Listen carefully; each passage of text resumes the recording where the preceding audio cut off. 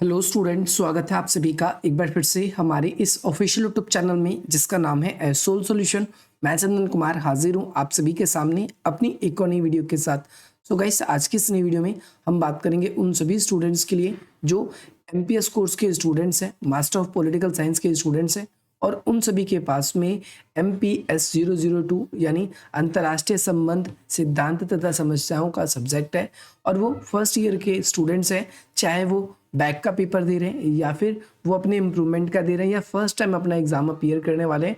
तो आज की इस वीडियो में हम जून 2023 जो आपका रिसेंटली पेपर हुआ है उसी का ही हम पेपर डिस्कस करेंगे, जो आप सभी को ये बताएगा कि आपके एग्जाम में कैसे क्वेश्चन आते हैं। तो जो बच्चे पहली बार एग्जाम दे रहे हैं, जिन्होंने नहीं दिया था, छूट गए थे, इन सभी बच्चों के लिए ये वीडियो बहुत इंपॉर्टेंट है, क्योंकि आपको ना केवल ये पता चलेगा कि पेपर कैसा आता है बल्कि पेपर की एक्चुअल अप्रोच भी पता चलेगी। इससे पहले हमने MPS 001 की जो वीडियो है आप सभी के लिए बना दी। अगर आप लोगों ने वो नहीं देखा है तो आप आई बटन पे क्लिक करके या फिर डिस्क्रिप्शन बॉक्स में दिए गए लिंक्स के थ्रू भी देख सकते हैं। तो सबसे पहली बात, तो पेपर आपका 3 घंटे का होता है फर्स्ट ईयर के बच्चों का। जब आप सेकंड ईयर के स्टूडेंट्स होंगे तो आपका पेपर केवल और केवल 2 घंटे का होता है, यानी सेकंड ईयर के सारे पेपर, फर्स्ट ईयर के सारे पेपर 3 घंटे के।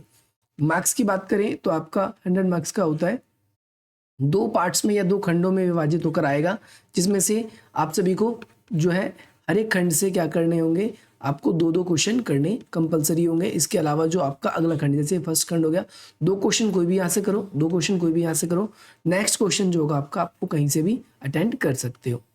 इसके बाद में नीचे देखोगे, सबसे पहला क्वेश्चन आपकी स्क्रीन पर आ चुका है यहाँ पर, और मैं आप लोगों को प्रायोरिटी इस बात से दूंगा कि आप लोग क्वेश्चन एक बार हिंदी में भी पढ़ें और इंग्लिश में भी, क्योंकि कई बार हिंदी में क्वेश्चन गलत लिखे आते हैं, समझ में नहीं आता, लेकिन इंग्लिश में बिल्कुल ईजी वो क्लियर हो जाता है। जैसे फर्स्ट क्वेश्चन पहले भाग में आप सभी का दिया गया है, इसमें आपसे पूछा गया उत्तर आधुनिकवाद यानी पोस्ट मॉडर्निज्म के प्रमुख विषयों के बारे में बताइए।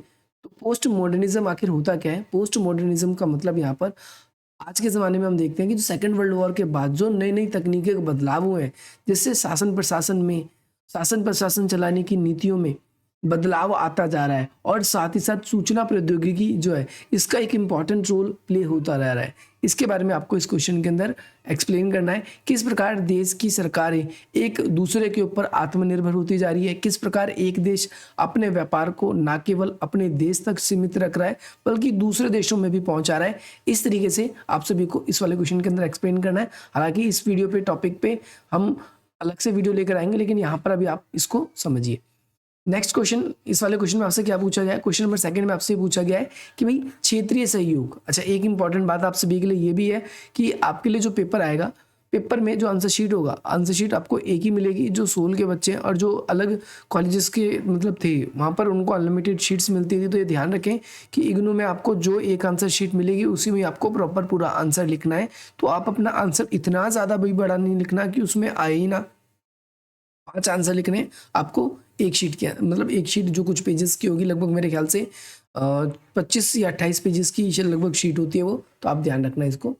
इसके साथ साथ आप इसमें एक बात ये भी ध्यान रखेंगे आप सभी कि क्षेत्रीय, जैसे अगला क्वेश्चन है, क्षेत्रीय सहयोग के प्रति एशियन तथा अफ्रीकन दृष्टिकोण का विश्लेषण कीजिए। इसमें आपको क्या बताना है कि भाई एशियन और अफ्रीकन किस प्रकार से क्षेत्रीय सहयोग के बारे में क्या सोचते हैं। जैसे एशिया के अंदर हम बात करते हैं तो हमको शार्क की बात करनी चाहिए, अफ्रीकन की बात करते हैं, और इन दोनों को जोड़ने की बात करें अगर इन दोनों को, एशिया और अफ्रीका की कंट्रीज को, तो उस जगह पर हम ब्रिक्स को भी देख सकते हैं कि किस प्रकार ब्राज़ील, जैसे ये तो अलग कॉन्टिनेंट का हो गया, लेकिन ये काफ़ी हद तक वो कंट्रीज़ हैं एशिया और अफ्रीका में जो विकासशील या अल्प विकसित देश हैं।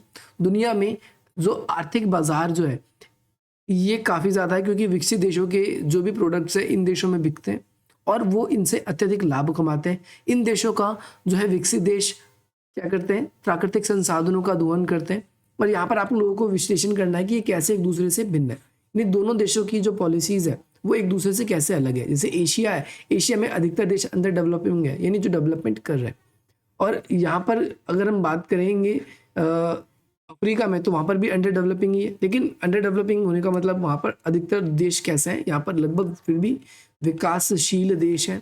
लेकिन अगर हम बात करते हैं अफ्रीकन देशों की, तो ये अल्प विकसित है। अल्प विकसित यानी बहुत ही नाम मात्र इनका विकास हुआ है। ये विकासशील देशों की भी से भी कम कैटेगरी के अंदर आते हैं, आपको ये याद रखना है। ये इंपॉर्टेंट क्वेश्चन है जो आपके एग्जाम में आपको हर बार देखने को मिलेगा। जैसे सैद्धांतिक तौर पर मध्य शक्ति, मिडल पावर के रूप में, उभरती हुई शक्ति के रूप में, भाई आपको जैसे किसी कंट्री का नाम तो दिया नहीं है, तो यहाँ पर आप लगभग जैसे एक जापान है, एक उभरती हुई महाशक्ति है, रूस है, एक उभरती हुई महाशक्ति है, भारत एक उभरती हुई महाशक्ति है, चीन एक उभरती हुई महाशक्ति है। तो इन सभी के बारे में आप सभी को थोड़ा थोड़ा बताना होगा कि भारत किस प्रकार से विश्व में इसकी अर्थव्यवस्था काफ़ी तेजी से बढ़ती जा रही है, रूस जो है उसकी अर्थव्यवस्था किस प्रकार से बढ़ती जा रही है। तो यहाँ पर मैंने सेपरेटली आप सभी के लिए इन सभी टॉपिक्स को लेकर वीडियोज़ बना रखी है, अगर आप लोगों ने नहीं देखा है तो आप देख सकते हैं। नेक्स्ट क्वेश्चन है, क्वेश्चन नंबर 4 है। इसमें आपसे पूछा गया है नई विश्व व्यवस्था के भारत के लिए नियतार्थ क्या है, यानी नई विश्व व्यवस्था के अंदर भारत को हम कैसे देखते हैं। यानी अगर हम देखें तो भारत में ऐसी कौन कौन सी परिस्थिति मौजूद है जो भारत को भविष्य में एक महाशक्ति के रूप में प्रकट कर सकती है, या फिर हम ये कहें तो भारत को एक महाशक्ति के रूप में दिखा सकती है। तो ये वाला इंपॉर्टेंट कॉन्सेप्ट है जो आपको हमने करा रखा है, अगर आप लोगों ने नहीं देखा है तो आप देख सकते हैं। मैं आप सभी के लिए ये काम भी करूंगा, जो आपकी MPS 002 की जो प्लेलिस्ट है उसका लिंक भी मैं आपको दे दूंगा, तो आप वहां से भी उसको एक्सेस कर सकते हो। नेक्स्ट क्वेश्चन है आपका FDI। FDI क्या होता है? फॉरेन डायरेक्ट इन्वेस्टमेंट, जिसे हिंदी में बोलते हैं प्रत्यक्ष विदेशी निवेश।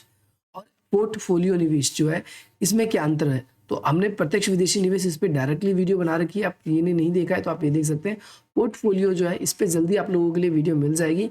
तो ये क्वेश्चन आप यहाँ पर जब तक आधा क्वेश्चन आप यहाँ से कर सकते हैं, आधा क्वेश्चन ये आपको बता दिया जाएगा। देखो पेपर में आप तो 4th क्वेश्चन है ये क्वेश्चन कर सकते थे, और साथ ही साथ में आप इससे ऊपर वाला जो क्वेश्चन है कि ये क्वेश्चन कर सकते थे। 2 क्वेश्चन हर एक सेक्शन से करना जरूरी है, और आप चाहते तो प्रत्यक्ष विदेशी निवेश वाला का भी कर सकते थे, क्योंकि पोर्टफोलियो मैंने वैसे तो बता रखा है, लेकिन सेपरेट एक बड़ी वीडियो मैं आप लोगों के लिए लेकर आना चाहता हूँ जिसमें आप उसमें अच्छे तरीके से समझ सकें। नेक्स्ट क्वेश्चन है क्वेश्चन नंबर 6। इसमें आपसे पूछा गया है कि बहुनिर्जातीय, यानी बहुनिर्जातीय जो मल्टी एथिक हमारी सोसाइटी होती है, उसमें आत्मनिर्णय लेने की अवधारणा जो है उसका हमें क्या करना है? आलोचनात्मक विश्लेषण करना है। जो बहुनिर्जातीय समाज है हमारा, बहुनिर्जातीय समाज का मतलब एक ऐसी सोसाइटी जिसके अंदर अलग अलग तरह के जो जाति के जो लोग हैं, यानी एथिक्स के जो लोग हैं वो लोग रहते हैं, उसे हम बहुनिर्जातीयता की कैटेगरी में हम रखते हैं। आप सभी को याद रखना है, बहुनिर्जातीयता की कैटेगरी में ये आते हैं। अब इनकी आलोचना करनी है तो ये प्राकृतिक संसाधनों का उपयुक्त रूप से जैसे उपयोग करना चाहिए ये नहीं करने दे रहे, आप ये कह सकते हो, क्योंकि इन्होंने जंगलों को या ऐसे स्थानों पर जहाँ पर प्राकृतिक संसाधन की भरमार है वहां पर इन्होंने अपना कब्जा कर रखा है। दूसरी बात, ये बाहरी दखल अंदाजी को बिल्कुल भी पसंद नहीं करते। तीसरी बात, ये अपने रिचुअल, अपने ट्रेडिशन, अपने कल्चर के हिसाब से ही केवल अपनी लाइफ को जीना चाहते हैं, एक इस वजह से भी हम कह सकते हैं।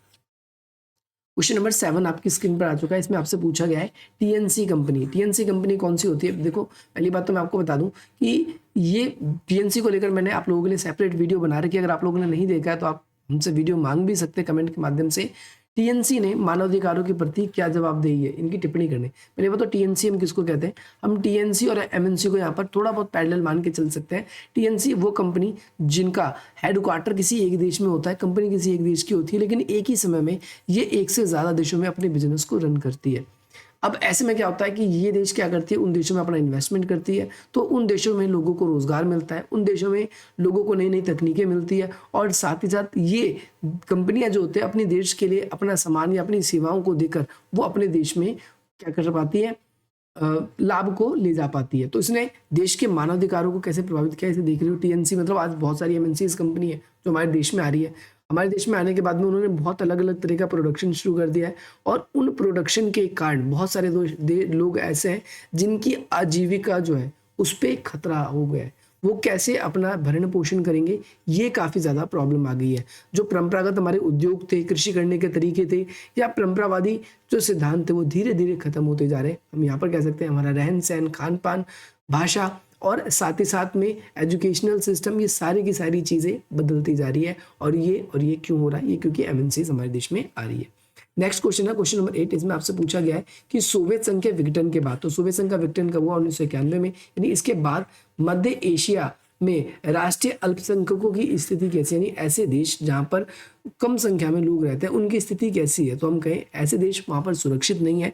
ऐसे देश में ऐसे लोगों के लिए हम देखते हैं कई बारी सांप्रदायिक दंगों का इनको सामना करना पड़ता है, और साथ ही साथ ये वो सारे देश हैं जो अपने संसाधनों को तेजी से यूज भी नहीं कर पा रहे, तो आप इस रूप में भी इसको देख सकते हो और इनके साथ भेदभावपूर्ण व्यवहार किया जा रहा है। क्वेश्चन नंबर 10 है और 9 है। क्वेश्चन नंबर 9 में आपसे पूछा गया है अंतर्राष्ट्रीय आंदोलनों को बढ़ावा देने में प्रवासियों की क्या भूमिका है। अंतर्राष्ट्रीय आंदोलन, पहली बात तो माइग्रेटेड पीपल या प्रवासी किसे कहते हैं, जो अपने एक देश को छोड़कर दूसरे देश में जाकर बस जाते हैं। उसका कारण कई हो सकता है, प्राकृतिक आपदा, युद्ध, या फिर हम ये कह सकते हैं रोजगार कारण हो सकता है। जब ये दूसरे देश में चले जाते हैं तो वहां पर आंदोलन होता है, क्यों? क्योंकि वहाँ के जो स्थानीय लोग हैं उन लोगों को रोजगार मिलता नहीं, ये सस्ते से सस्ता वहाँ पर काम करने को तैयार हो जाते हैं। तो ऐसे में उन देशों में क्या होता है, काफ़ी ज़्यादा संसाधनों की कमी, रोजगार की कमी और साथ ही साथ लोगों के लिए सरकार को अतिरिक्त व्यवस्था करनी पड़ती है। इस वजह से अंतर्राष्ट्रीय आंदोलन का रूप बनता जा रहा है। तो इस वाले क्वेश्चन में आपको इस तरीके से एक्सप्लेन करना था। नेक्स्ट क्वेश्चन आप सभी की स्क्रीन पर यह है कि मानव सुरक्षा एजेंडा यानी ह्यूमन सिक्योरिटी एजेंडा को लेकर किस प्रकार अंतर्राष्ट्रीय प्रणाली की क्या कल्पना है। यानी मानव की सुरक्षा को लेकर अंतर्राष्ट्रीय स्तर पर से संयुक्त राष्ट्र संघ है, उसकी जो सुरक्षा परिषद है वो क्या बात करती है, अन्य अंतर्राष्ट्रीय संगठन जो है वो सुरक्षा को लेकर अपनी किन रणनीतियों को रखते हैं। ये सारे के सारे कॉन्सेप्ट आप सभी को इसके अंदर लिखने थे। तो ये 10 क्वेश्चन जो आपके एग्जाम में आपसे पूछे गए हैं, इस वाले पेपर में आपसे कोई शॉर्ट नोट नहीं पूछा गया है। और ये पेपर थोड़ा सा मैं बात करूं तो ये मॉडरेट लेवल का या थोड़ा सा डिफिकल्ट था आप लोगों के लिए जो लास्ट ईयर आए, और इस तरीके के क्वेश्चन भी पेपर में आ रहे हैं। अगर आप लोगों को वीडियो पसंद आई तो आप इस वीडियो को लाइक करें। अगर आप लोगों ने टेलीग्राम ग्रुप को ज्वाइन नहीं किया तो ज्वाइन करें, क्योंकि अब तक लगभग 1200 लोग हमारे साथ टेलीग्राम पे जुड़ चुके हैं। और ये नंबर है, अगर आप हमारे साथ व्हाट्सअप चैनल पे भी जुड़ना चाहते हो आप इस नंबर पे कांटेक्ट कर सकते हैं। बाकी डिस्क्रिप्शन बॉक्स में कुछ वेरियस लिंक है जहाँ पर आप इंस्टाग्राम पे या और सोशल मीडिया के प्लेटफॉर्म्स पे भी हमें फॉलो कर सकते हैं। और फॉर फर्दर अपडेट्स के लिए आप हमारी वीडियो को लाइक करके चैनल को सब्सक्राइब कर सकते हैं, ताकि अगला नोटिफिकेशन आपको जल्दी मिले। मिलते हैं आपसे अपनी अगली वीडियो में। जय हिंद, जय भारत।